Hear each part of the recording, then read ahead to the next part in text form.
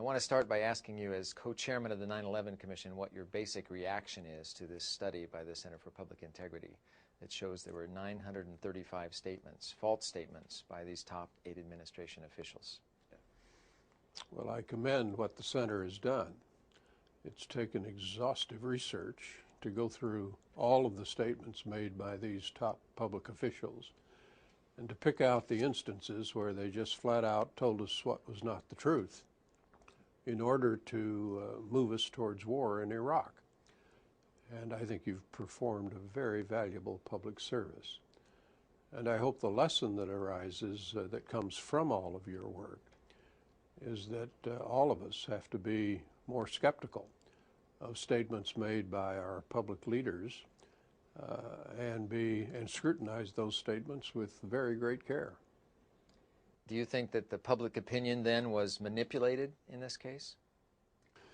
I think public opinion was manipulated here. A lot of statements were made by high-level officials which were not accurate. Now that could have been intentional, or it might have been unintentional. There's no doubt in my mind that the president wanted to go to war. No doubt in my mind that his administration basically wanted to go to war. I think probably many of these public officials believed what they were saying. But the fact of the matter is what they were saying was not true. And in that sense, they certainly manipulated public opinion towards support of the war. I'd like you to address the issue about the press, the media, as well as Congress, and how well they performed during this period.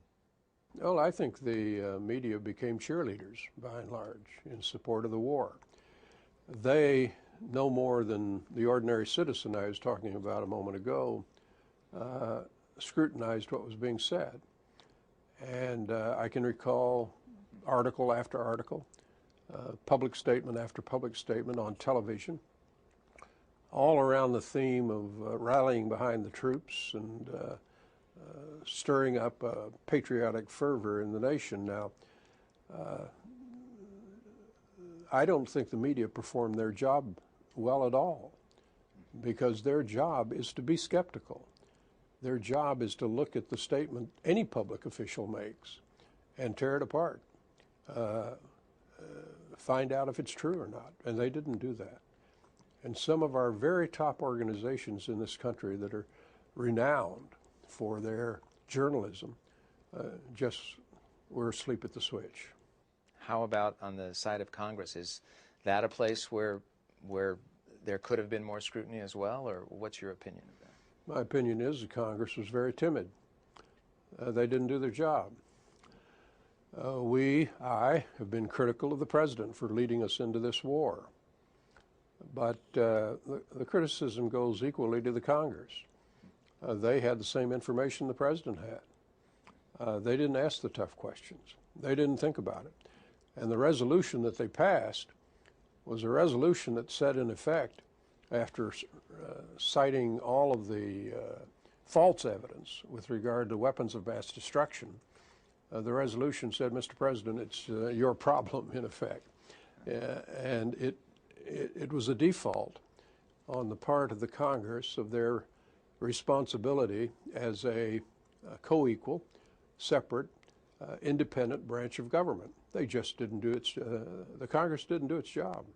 If you take this body of work that we're releasing, in fact, and which shows 935 times that this was said, as a whole, I mean, maybe deception is too strong a word, but in fact, there is an orchestration there. Is there not? Certainly the statements are misleading, I believe. Misleading on a hugely important question. Do you go to war? There are a lot of consequences of going to war. Human consequences, economic consequences, political consequences. And there was clearly misleading of the American people here. Was there deception? I think so in some cases, and in other cases probably not. I think the president got the intelligence that he wanted. That's usually the case. Not always, perhaps. We've had an instance in the very recent past on the National Intelligence Estimate on Iran's capabilities in developing nuclear weapons and what they were doing, the fact that they suspended that. I think that's a case where the president got information he didn't want. But if you look back decades, I think in almost every case, on a big issue that a president really cares about, the president gets the information he wants. Now, that's a serious matter, because what it means is you have a politicalization of intelligence. The ideal that many of us point to is that the intelligence chief ought to say to the president, this is what I know, this is what I don't know, this is what I think I know, and Mr. President, when you start talking about policy, I'm out of the room. But at the end of the day, what counts is the integrity of the person. And if you have an intelligence official who is not honest with himself and honest with his colleagues and professionals and doesn't do the job right, the country's going to pay for it.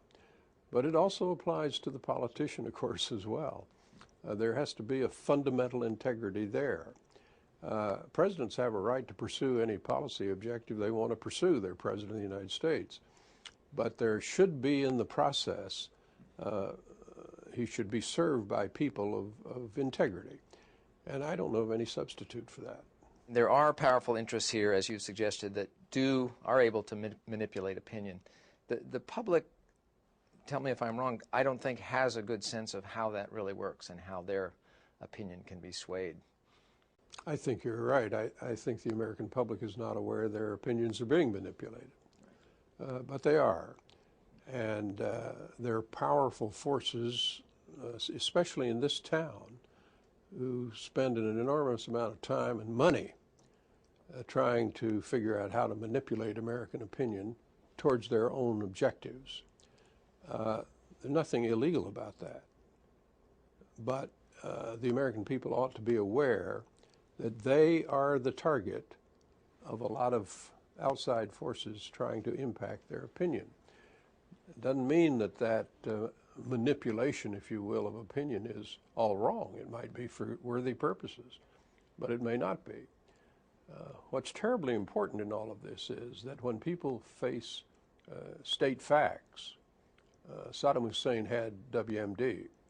Saddam Hussein and Osama bin Laden were associates, that they prove those facts and that they be held to account if they misstate the facts. Well, it's that accountability that I think we're trying to achieve with this project that's at the heart of looking at these statements. That's the worth and the value of your project. You have examined the public record in very great detail, and you are saying that these statements made by these public officials were just flat out wrong. And there is in that process an accountability that is very important for the protection of the integrity of the American system. Thank you, Congressman Hamilton, for taking time to talk with us.